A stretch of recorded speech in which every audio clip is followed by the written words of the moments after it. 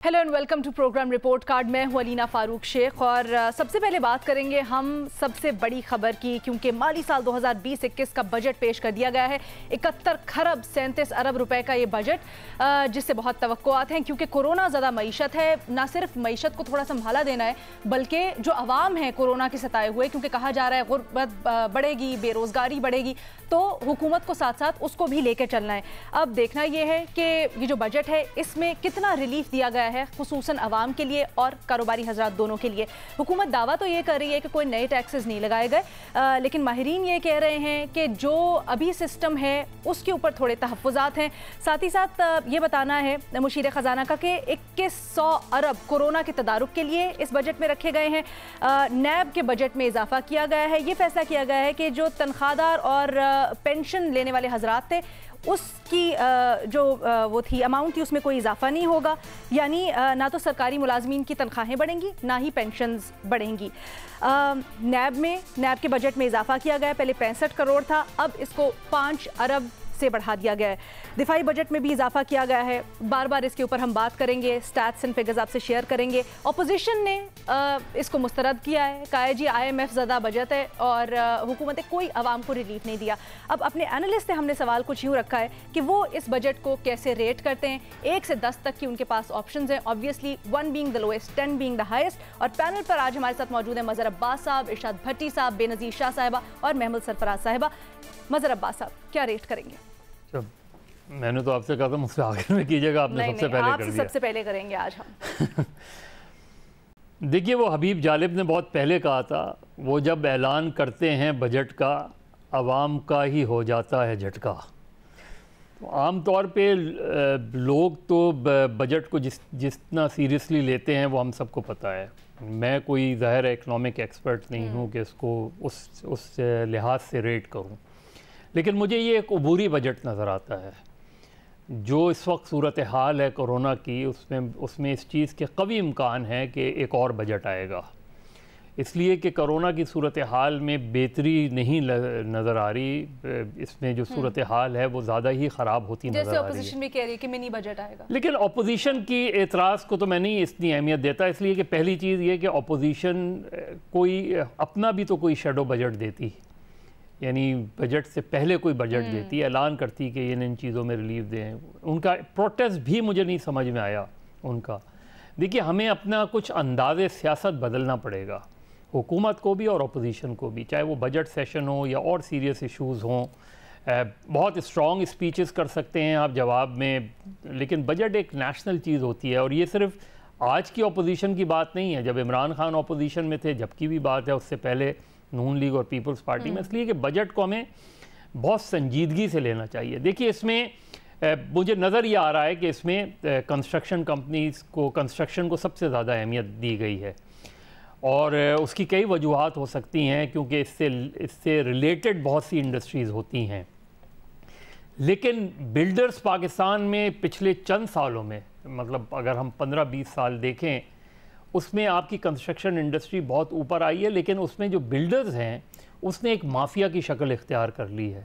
और जिस तरह हम शुगर माफिया के बारे में कहते हैं कि वो हर जगह मौजूद है, इसी तरह बिल्डर्स माफिया भी हर जगह मौजूद है, और उनको आपने बड़ा मेजर रिलीफ दिया है। हो सकता है कि इसका फ़ायदा हो, लोगों को रोज़गार ज़रूर मिलेगी, लेकिन कभी इस इंडस्ट्री को माइन्यूटली देखें तो आपको पता चलेगा कि खरबों की ज़मीनें जो हैं वो कौड़ियों के एवज़ बेची गई हैं। बिल्कुल इसी तरीके से अब जो क्राइसिस है, आप देखें कि पेट्रोल से जो रिलीफ मिलना चाहिए था, वो नहीं मिल रहा। ये एक बहुत बड़ा स्कैम नज़र आ रहा है कि पिछले 8-10 दिन में पेट्रोल कैसे गायब हुआ। प्राइम मिनिस्टर ने बड़ी वो की कि जी बड़े एक्शन लिए जाएंगे, लेकिन हमें अभी तक तो कोई एक्शन कहीं भी नज़र आता इसमें।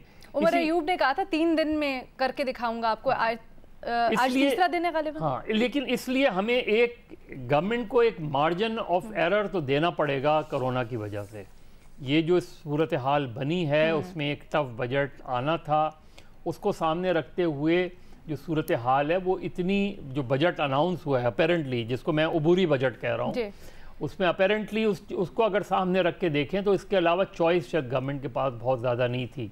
और जिस तरह उन्होंने खुद ही कहा कि पुरानी तनख्वाह पे ही काम करना पड़ेगा, लेकिन अगर आप देखें आज अंसार अब्बासी साहब की स्टोरी, वो बड़ी इम्पॉर्टेंट स्टोरी है।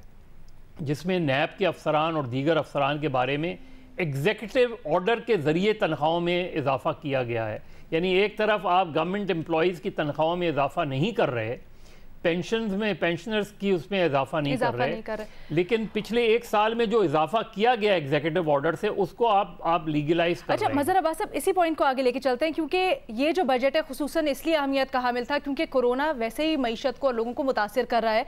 तो बेनज़ीर इस दफ़ा बड़ा इंपॉर्टेंट था कि महंगाई बढ़ रही है, वैसे ही लोगों के ऊपर कोरोना की वजह से बर्डन है, तो कुछ खास गैर मामूली उनको रिलीफ दिया जाता। हमारी कल माहिरीन से भी बहुत से बात हुई, आप भी यकीनन आपके एक्सपर्ट से बात हुई होगी, शेयर कीजिएगा क्या वो रिलीफ, वो गैर मामूली रिलीफ या सहूलियात जो आवाम को कोरोना की मद में मिलनी चाहिए थी, वो इस बजट में कहीं रिफ्लेक्ट हो रही हैं? अलीना, मुझे तो, मैं आपको सच बताऊं, मुझे वैसे बजट की वैसे इतनी ज्यादा समझ नहीं है, लेकिन एक चीज जो मैं देखना चाहती थी जब ये बजट आया वो ये था कि हेल्थ का या सेहत के शोबे का बजट कितना रखा जाएगा। और जब बजट आया सबसे पहली चीज जो मैंने ढूंढी वो ये थी कि जो सेहत के शोबे के लिए बजट है वो कितना है। अच्छा, उसमें डॉक्यूमेंट में लिखा हुआ था, बजट के डॉक्यूमेंट में, कि पिछले साल के मुकाबले में इस साल 130% इजाफा किया गया है हेल्थ के बजट, 130%। अच्छा, मुझे बड़ी खुशी हुई है देख के, मैंने कहा 130% इजाफा हुआ है, हो सकता है ये बल्कि पहली हुकूमत होगी जो सेहत के शोबे को इतनी अहमियत दे रही है। शायद हमारा किबला दुरुस्त हो रहा है। फिर मैंने क्योंकि जैसे मैंने कहा मुझे बजट के बारे में इतना नहीं पता, तो मैं इसको कॉन्टेक्स्ट में डालना चाहती थी। तो मैंने एक दो इकोनॉमिस्ट से बात की, उनसे मैंने पूछा कि ये देखिए 130% हमारा बजट डबल से भी ज्यादा हुआ है, तो इसका क्या मतलब है। जब उन्होंने कॉन्टेक्स्ट में डाला तो फिर समझ आती है कि एक्चुअली हुआ क्या है। कॉन्टेक्स्ट ये है कि जो हमारा हेल्थ का बजट है डबल हुआ है, लेकिन अभी भी हमारे जब जीडीपी का परसेंटेज हम देखें उसका, तो वो है 0.06%, मतलब 1% से भी कम हमारा अभी भी हेल्थ का बजट है। अच्छा, दूसरी तरफ हम WHO वैसे कहता है कि जो आपका हेल्थ एक्सपेंडिचर होना चाहिए, जो बजट या स्पेंडिंग होनी चाहिए, जो हेल्थ के लिए खर्चा होना चाहिए, वो 5% से ज्यादा होना चाहिए। हमारा 0.0% है। मैं सिर्फ इस बात पे एंड करूंगी कि एक ही हम अभी जंग लड़ रहे हैं और वो कोरोना वायरस के खिलाफ। ठीक है, और उसके ऊपर फोकस करना चाहिए था। हम जितना भी एक छोटी सी चीज में एक और कॉन्टेक्स्ट की मैं बात जरूर करना चाहूंगी, क्योंकि जब मैं बजट का डॉक्यूमेंट देख रही थी, नया पाकिस्तान हाउसिंग स्कीम के लिए हमारा ज्यादा बड़ा बजट है, सेहत के शोबे के लिए हमारा उससे कम बजट है। ठीक है, ये सूबाई टॉपिक है, ये सूबे अब फैसला करेंगे उन्होंने हेल्थ बजट कितना देना है, लेकिन ये डायरेक्शन जो होती है ना वो वफाक से आती है। और पंजाब में तो आपको पता है कि कोई फैसला होता ही नहीं है जब तक वजीर आजम उस फैसले पे वो आपको डायरेक्शन ना दे या आपको इजाजत ना दे, तो यहाँ पे फैसला नहीं होता। अभी भी एक मीटिंग हो रही है वजीर आजम के साथ कि लाहौर में दो हफ्ते का लॉकडाउन लगाया जाए। मतलब पंजाब हुकूमत पंजाब में फैसले खुद नहीं कर सकती जब तक वजीर आजम मंजूरी ना दे। लेकिन बेनज़ीर, पंजाब से तो ये भी खबरें आ रही थी कि क्वारंटीन सेंटर्स बंद किए जा रहे हैं जो बैरून मुल्क से लोग आ रहे हैं उनके लिए, और ये सब कुछ। तो फिर क्वारंटीन सेंटर चला के वो क्या करेंगे? जो बाहर से आ रहे हैं लोग, उनको आप रख तो रहे नहीं है क्वारंटीन सेंटर में, तो वो क्यों बिजली का बिल दें, वो क्यों क्वारंटीन सेंटर चलाएं? आप उनको कहते हैं जाएं, आप घर जाएं।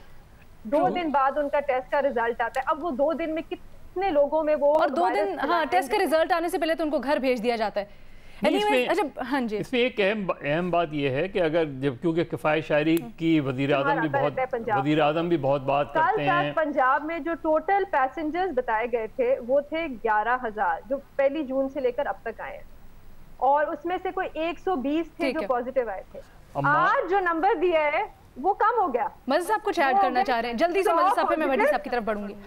देखिए, किफ़ायत शारी की वज़ीर आज़म भी बहुत बात करते हैं, अहमद अज़हर साहब भी बहुत बात करते हैं। उन्होंने ये भी कहा कि किफ़ायत शारी में हमारी फ़ौज ने हमारी बड़ी मदद की, सारी चीज़ें की। अगर ये कैबिनेट का साइज़ आप उठा के देख लें, इस साइज़ को 50% कट कर देते हैं वज़ीर आज़म अपनी कैबिनेट को, पंजाब कैबिनेट को, KP कैबिनेट को, इवन सिंध की कैबिनेट।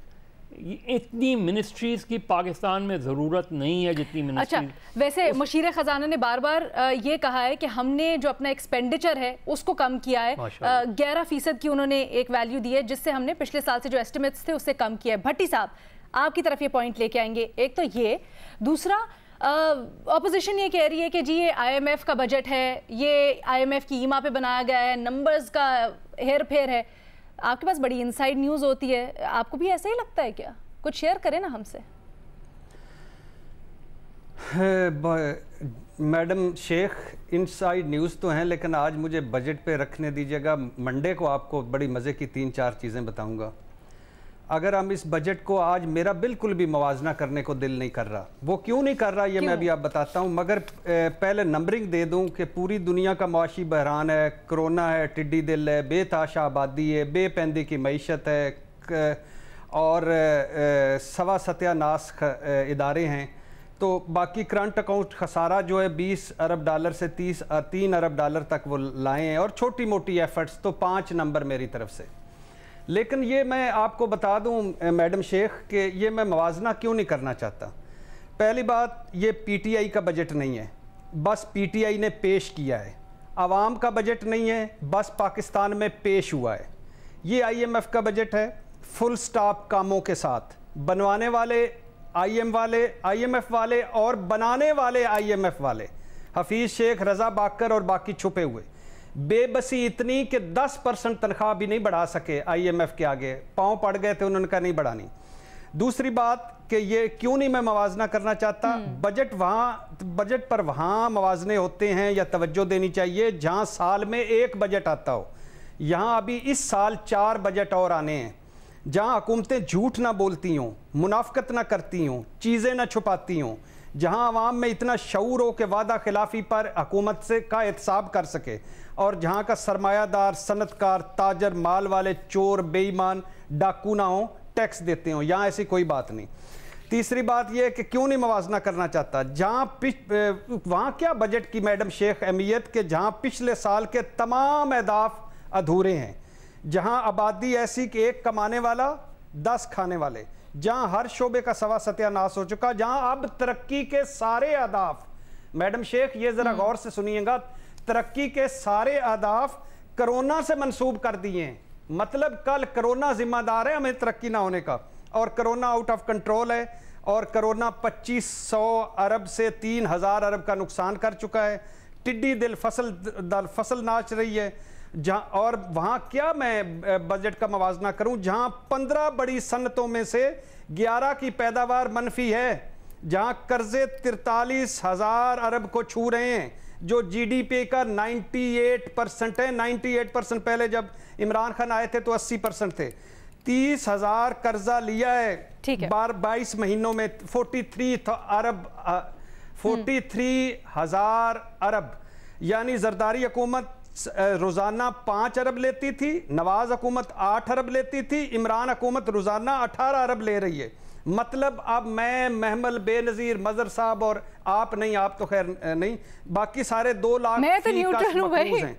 और मैडम बस मैडम स्पीकर क्योंकि बना के रखनी है आपसे। अच्छा मैडम स्पीकर, वहां क्या मैं बजट का मवाजना करूं जहां फीकस आमदनी 1652 डॉलर से 1153 डॉलर पर आ गई है, जहां शरह नमू थी 5.8 और अब आ गई है 0.38, जहां बजट खसारा 2300 अरब से बढ़कर 4300 अरब, जहां गर्दिशी कर्जे 1200 अरब से 2000 अरब। ठीक है। सरमाया अच्छा, ये इनका दूसरा बड़ा एजेंडा था इस्लाहात। सरकारी इदारों में ऐसी इस्लाहात हुई हैं कि पहले 1400 अरब का नुकसान हो रहा था, अब 2800 अरब का नुकसान हो रहा है, और कर्जों का सूद 3000 अरब है, और वफाकी तरक्याती बजट और सूबों का मिलाकर 1324 अरब है। लेकिन 22 खरब कर्जा लेकर 12.25 खरब कर्जा वापस करना अवलीन तरजीह है। और जबरदस्त भट्टी साहब, आपने हमाद अज़हर साहब की तकरीर पूरी की पूरी सुनाई है। आखिरी बात मैडम स्पीकर, हमाद अज़हर साहब की अगर आपने सुन ली है तो आप मेरी भी जल्दी से भट्टी साहब, बड़ा टाइम कम है हमारे पास। आखिरी बात वहाँ बजट की क्या अहमियत मैडम शेख है, मेरे वाल भी वेख मैडम शेख, क्यों इतना गुस्सा करती हो, जहाँ मिलों सनतों वाले रजाक दाऊद के हाथ में मिलों सनतों के अलावा ज़रात का बेड़ा गर्क करना भी लिखा हो, जहाँ शुगर माफिया हुकूमत कर रहा हो, किसान रुल रहा हो, जहाँ मुल्क में आयल बुरान हो, आयल का कारोबार करने वाला नदीम बाबर भी हो, जहां दवाइयों का घपला कुछ ना बना, तंबाकू माफिया रिलीज ले चुका, निजी बिजली घर डाकों पर कुछ ना हुआ, आटा गंदम बिजली मजे कर रहे, चीनी जुल्म करने वाले मजे कर रहे, जहां हर शाख पे उल्लू बैठा है और हर उल्लू दूसरे उल्लू को बेवकूफ बना रहा है। तो इस कॉन्फ्लिक्ट ऑफ इंटरेस्ट पर दो शेर सुन ले आखिर पे। दुद्धा दे राखी बिल्ले, मैडम स्पीकर पंजाबी आपको मैडम शेख आंधी तुसी अर्ज करो। अच्छा, दुद्धा दे राखी बिल्ले ते चोर चौकीदार, अमलू कोरे कागज ते पंगियां दी भरमार, 22 सालां दियां गल्लां ते 22 महीनियां दी कमाई, मंजिल ते अप्पड़ के मंजिल भुल्ली मेरी शेख चिल्ली सरकार। ठीक है। अच्छा महमल, हम जब ये बात कर रहे हैं, ठीक है, अपोजिशन की तहफ़्फ़ुज़ात अपनी जगह, लेकिन अपोजिशन ने भी तो कोई एफर्ट नहीं की, कोई तजावीज़ नहीं पेश की, इस दफ़ा कोई शैडो बजट भी नहीं आया, तो फिर what does it account for? देखिए लीना, मैं पहले तो आपके सवाल पे आती हूँ कि रेटिंग 1 से 10 में मैं इस बजट को क्या रेटिंग दूँ, जबकि ये रियल बजट है ही नहीं। जो टारगेट्स इस बजट में दिए हैं वो एक भी दुरुस्त नहीं है। इन्होंने पहला टारगेट दिया कि जी जीडीपी की जो तरक्की की शरह वो 2.1 होगी, फिर कहा महंगाई 6.7 है, फिर कहा जी टैक्स का जो इजाफे का टारगेट है वो 27% है। अब तरक्की और महंगाई के बीच में टैक्स का इजाफा 27% कैसे होगा? क्योंकि आप देखें कि टैक्सेस जो हैं वो सबसे ज्यादा तो इंडस्ट्री देती है। इंडस्ट्री के ऊपर इन्होंने कहा है कि उसकी जो तरक्की की जो इजाफे की शरह है वो 0.1 है। तो जब 0.1 पे इंडस्ट्री कर रही होगी तो फिर आप मुझे बताएं कि 27% आप टैक्स किस तरह से लेंगे? एग्रीकल्चर और बाकियों को इन्होंने ज्यादा उसमें रखा हुआ है ग्रोथ के उसके अंदर, लेकिन एग्रीकल्चर से तो आपका टैक्स कलेक्ट होता ही नहीं है। और फिर अलीना इसके अंदर 2-3 चीजें हैं। पहली चीज तो ये है कि देखिए, अगर तो ये होता है ना इस हुकूमत का पहला बजट, पहला साल होता, तो हम कहते हैं कि चलें कोई बात नहीं, एक तो कोरोना भी है, बाकी भी सब कुछ, तो हम अगले साल जो है ये इस हुकूमत से हम एक बेहतर बजट की एक्सपेक्टेशन रख सकते हैं अगर इस तरह कुछ मिस भी हो गया। लेकिन ये पिछले 2 साल का डेटा अब हमारे पास मौजूद है। हम पिछले 2 साल से देख रहे हैं कि ये हुकूमत हमेशा इन्फ्लेटेड टारगेट्स देती है, उसके बाद जी मिनी बजट या रिवाइज कर देते हैं टारगेट, जो कि हुकूमत की क्रेडिबिलिटी के ऊपर जो है वो बड़ा मसला हो जाता है, क्योंकि ये सारे के सारे जो टारगेट थे वो मिस हो जाते हैं। वो फिस्कल डेफिसिट हो, वो कोई भी चीज हो, आप ना टैक्स टारगेट अचीव होता है, ना आपसे जीडीपी होता है। कोरोना से 8 महीने, देखे कोरोना तो अभी आया ना, 2-3-4 महीने कर लें, जो 8 महीने उससे पहले थे कोरोना से, उसमें आपका टैक्स कितना कलेक्ट हुआ, आप वो भी आप निकाल के देख लें, उसकी जितनी भी है फिगर्स हैं। फिर हफीज शेख साहब ने खुद कहा कि ये बड़ा एम्बिशियस टारगेट्स हैं। तो अगर ये एम्बिशियस हैं और पीक आपकी होनी है कोरोना की अगस्त के अंदर, तो मुझे बताएं कि कौन से बिजनेसेस चलेंगे, कहाँ से आप जो हैं आप ये सारे के सारे जो टारगेट्स हैं वो आप अचीव करेंगे। अगले साल इन्होंने कहा जी 4,900 अरब का टैक्स होगा। 4,900 अरब का टैक्स कैसे हो सकता है जब अगस्त के अंदर आपकी पीक आनी और आपके बिजनेसेस बंद पड़े और पता नहीं आपको किस तरह। और फिर देखिए एक चीज और है कि इन्होंने कहा कि मनफी 0.4 ही रहेंगे। असल में मसला ये है कि मैं आपको ये कह सकती हूँ, और ये मैं हमें IMF के भी अपनी प्रेडिक्शन दिया है कि मनफी 1 से 2 पर जाएंगे हम। तो मतलब कि आप मुझे बताएं कि मैं इस बजट को क्या रेटिंग दूं, जब हुकूमत को खुद पता है ये बजट जो है ये रियल बजट नहीं है और ये जो है हकाइक की अक्कासी नहीं करता, और ये एक इतना एम्बिशियस बजट है कि जो बस वैसे ही दे दिया गया उसके बजट की डेट थी। तो ये बड़े अफसोसनाक बात है इसके अंदर जिस तरह की। तो क्या आप भी फिर यही एक्सपेक्ट कर रही हैं कि थोड़े महीनों बाद एक मिनी बजट आएगा, उसके अंदर रिवाइज की जाएंगे सारे के सारे taxes and policies and what not? तो रिवाइज भी करने पड़ेंगे सारे टारगेट्स और मिनी बजट भी इनको देना होगा लीना, मतलब। और वो कोई खाली कोरोना की वजह से नहीं है, हर साल ही इस तरह की चीजें करते हैं। कब हुए इनके टारगेट्स अचीव, मुझे तो ये बता देना। लेजिट। अच्छा, जब हम कोरोना की बात कर रहे हैं तो हमारा अगला सवाल कोरोना पे है। पंजाब में देखा जा रहा है, खुसूसन फैसलाबाद में, कि जो लोग SOPs नहीं फॉलो कर रहे उनको कुछ ज़रा अलग सी सज़ाएं दी जा रही हैं। ये क्या सज़ाएं हैं और हमारे एनालिस्ट इससे मुताल्लिक क्या सोचते हैं, ब्रेक के बाद जानिए।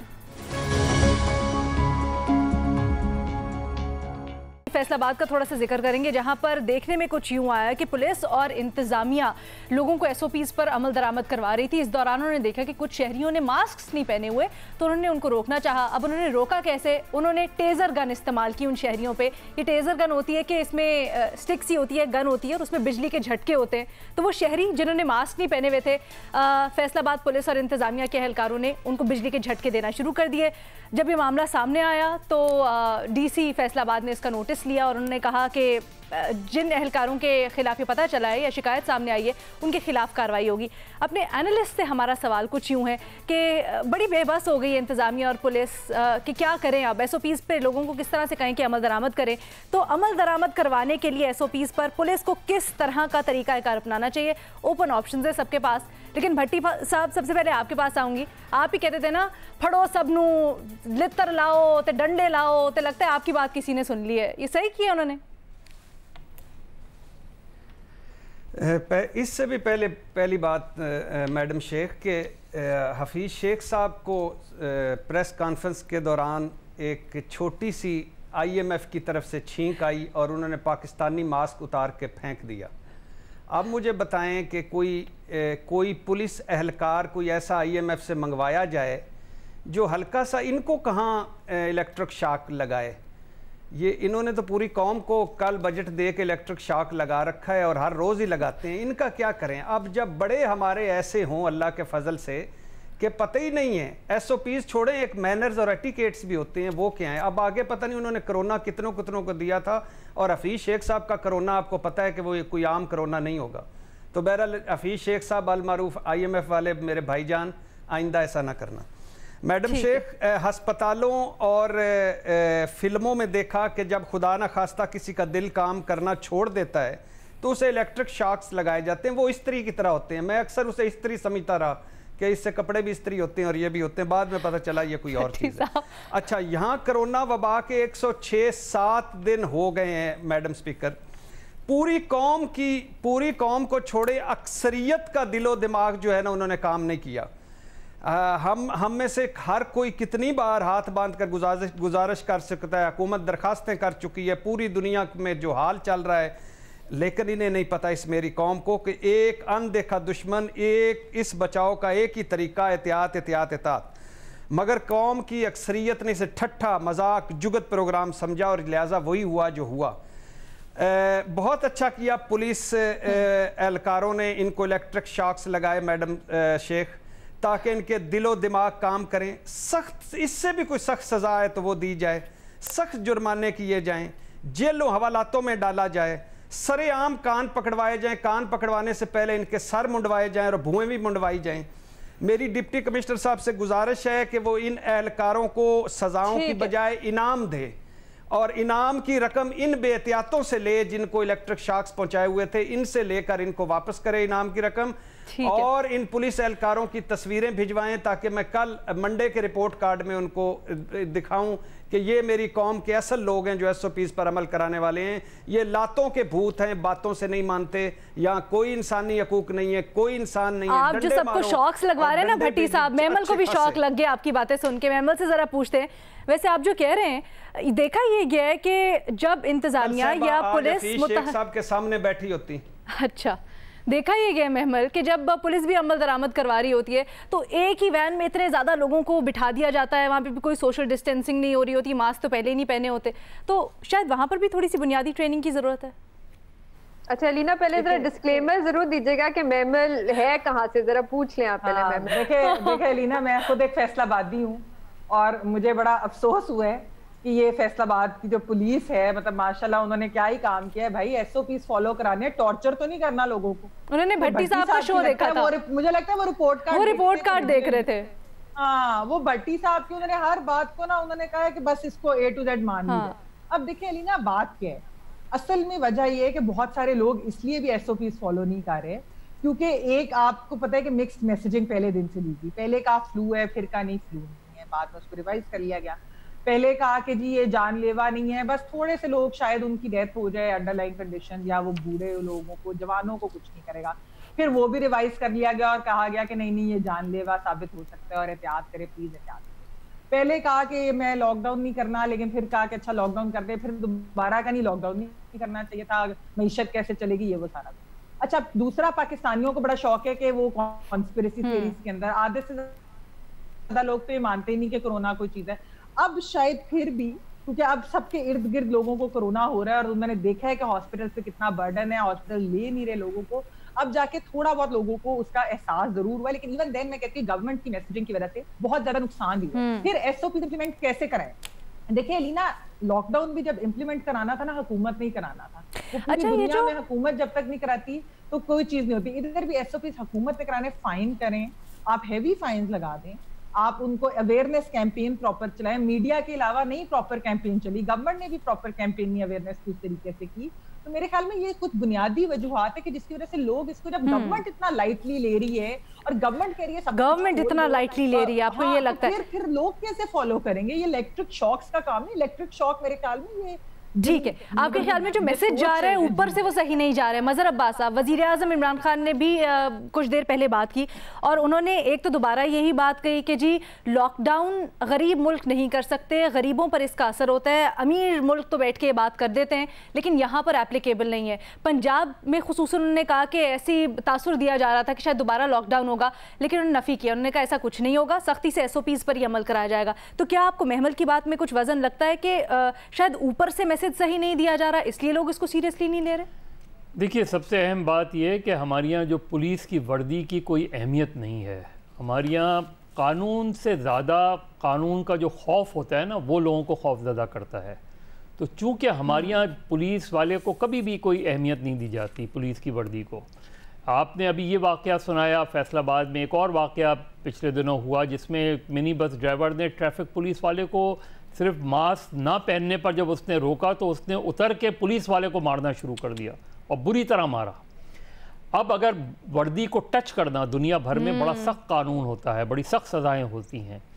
तो आप बुनियादी तौर पे आप वही जिसको आपने इलेक्ट्रिक शॉक दिया, अगर उसकी मोटरसाइकिल आप वहीं रोक लेते, बंद कर देते और उससे कहते अब तुम जाओ पैदल, ये जो तरीका है, ये तरीका बहुत ज़्यादा इफेक्टिव होता है इस तरीके से।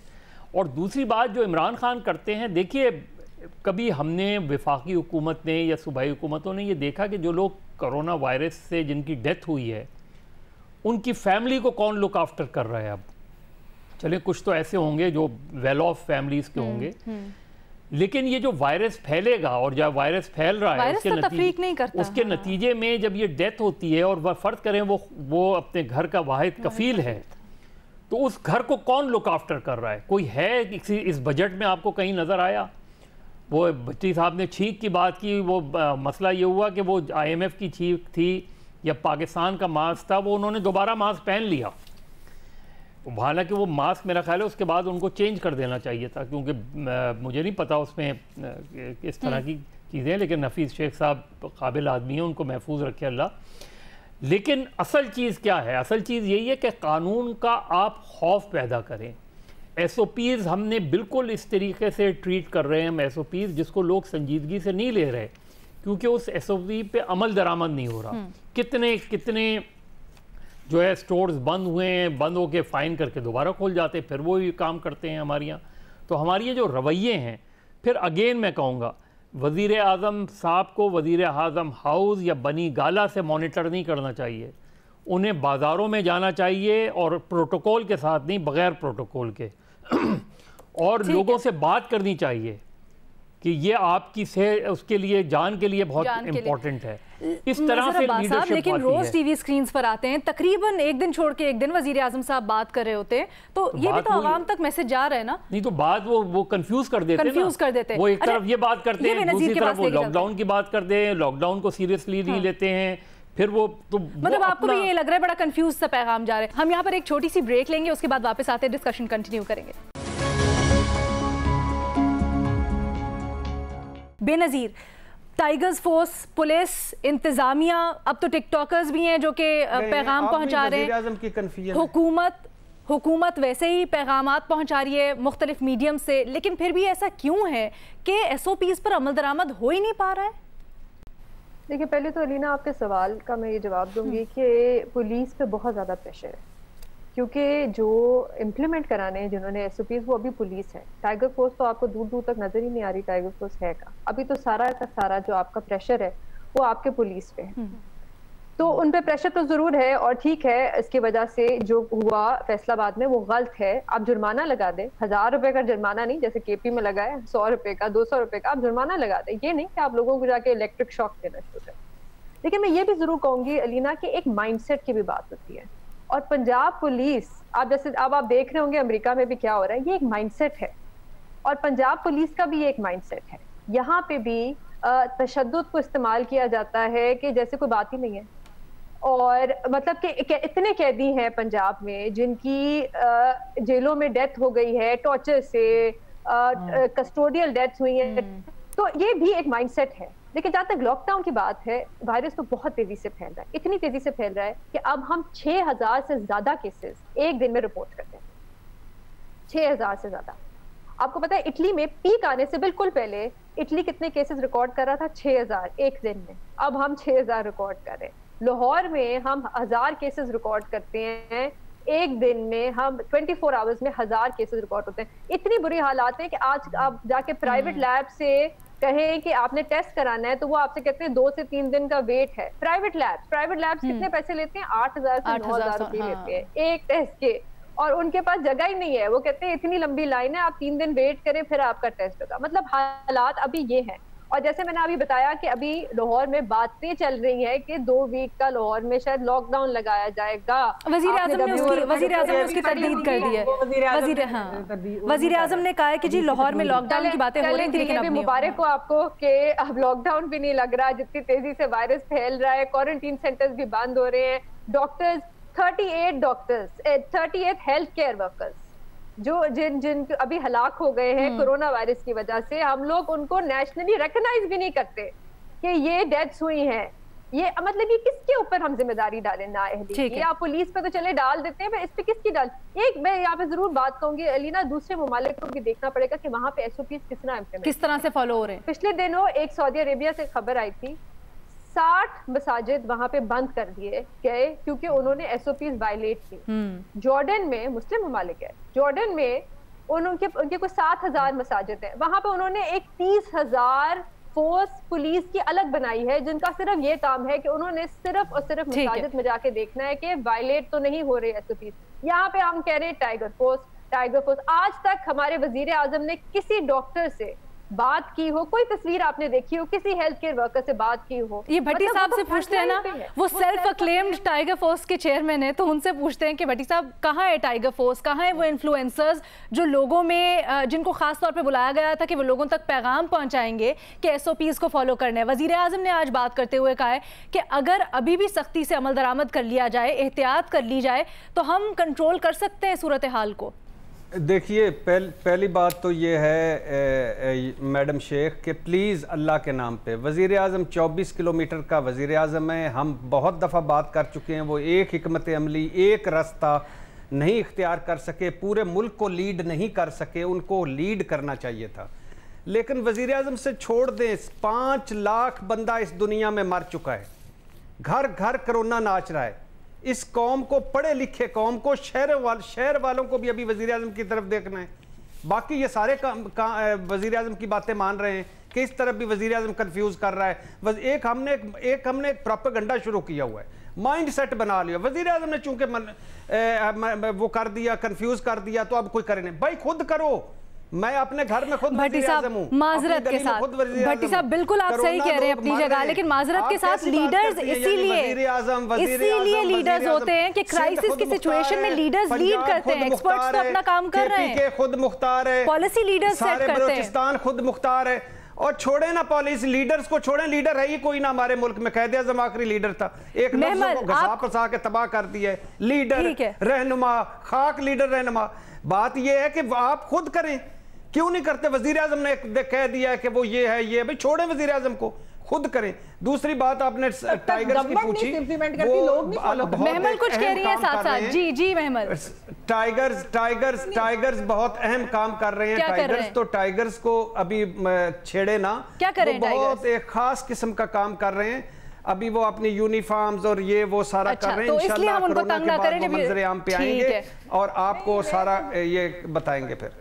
ठीक है महमल। मैं सिर्फ ये कहना चाहती थी कि देखिए, ये कहना कि अवाम खुद करे, ये कहीं नहीं होता। ये पूरी सिविल, आप वेस्टर्न ममालिक में भी देख लें, जब तक हुकूमत ने सख्ती नहीं की, लोग तो वायलेट करेंगे। ह्यूमन नेचर है, मैं आप भी वायलेट करेंगे। गवर्नेंस का फायदा क्या हुआ महमल? जैसे कि भट्टी साहब कह रहे हैं कि अवाम खुद से करेंगे, तो फिर आप ये जो निजाम बनाया हुआ है, आपने हायरार्की बनाई हुई है, ये इसका क्या पर्पस हुआ? भाई हुकूमत ही लॉज इंप्लीमेंट करती है ना, फिर आप कानून भी ना बनाए। आपके जी लोग कत्ल नहीं करेंगे, इस वक्त लोग कुछ और नहीं करेंगे, में ऑक्सीजन की कमी होती जा रही है, ऑक्सीजन की कमी है पाकिस्तान में अगले हफ्ते में। अलीना सिलेंडर आप फिर वजीर आजम बड़ा सौखा सा होता है, आप लोगों को वजीर आजम ने कंफ्यूज कर दिया, वजीर आजम ने कंफ्यूज, कोरोना तो कंफ्यूज नहीं कर रहा ना। भट्टी साहब माजरत के साथ आपकी बड़ी अच्छी सोर्सेज हैं, लेकिन अगर इस कमी का एक हफ्ता पहले आपको पता चल गया है तो वो जो इक्तदार के ऐवानों में बैठे हुए हैं, क्या उनकी सोर्सेज नहीं है, उनको नहीं पता चलती हैं सारी चीजें? एक हफ्ता पहले अगर चीजें पता चल जाती हैं तो फिर एक्शन क्यों नहीं होता? इसलिए इसी वजह से कह रहा हूँ वजीर आजम हम वेट क्यों करते हैं? इसी वजह से कह रहा हूँ। अच्छा, फिर जंगल का कानून बना देते हैं, सबको मादर पितर आजाद छोड़ देते हैं। इस बहस से निकल आए, इस बहस से निकल आए प्लीज, ये फैशनेबल बहस छोड़ दें। वजीर आजम ने चूंकि कंफ्यूज कर दिया। ये फैशनेबल बहस नहीं है, वैसे आपस की बात है भट्टी साहब, ये फैशनेबल बहस नहीं है। देखिए, जब कोई पॉपुलर लीडर होता है, आप उसे लीडर माने ना माने, आप किसी को रहनुमा माने ना माने, जब एक पॉपुलर आदमी होता है, सब अपने अपने कर रहे हैं। वजीर आजम ने कहा सूबे जो चाहे करें, नहीं, इसमें जो करना कर लो। भट्टी साहब, लॉकडाउन करना कहा, वजीर आजम क्या कहते हैं, मैं नहीं करना चाहता मेरे भाई, और उसका 24 किलोमीटर भट्टी साहब वो ये तो कहता है ना कि आप SOPs को फॉलो करें।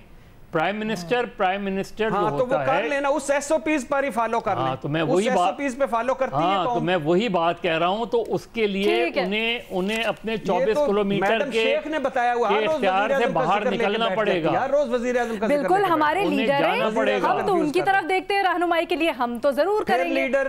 फिर लीडर बिल्कुल हमारे लीडर है, हमारे रहनुमा है। मैं तो अभी भी मानती हूँ लीडर कायदे आजम एक थे, एक लीडर। सर मुझे तो जो लीड करेगा, नहीं मुझे तो जो लीड करेगा वो मेरा लीडर है, जो सही बात है। नहीं हम अभी तो आप कह रही थी वो आपको लीड ही नहीं कर रहा। सर बिल्कुल लीड करें, हम तवक्को तो हम यही रखते थे, लेकिन हम उम्मीद करते हैं ये ज़रूर कि हमें एक जामे हिकमत अमली, एक प्लान मिलेगा इस बहरान से निपटने के लिए। मंडे को आपसे मुलाकात होगी। ठीक है।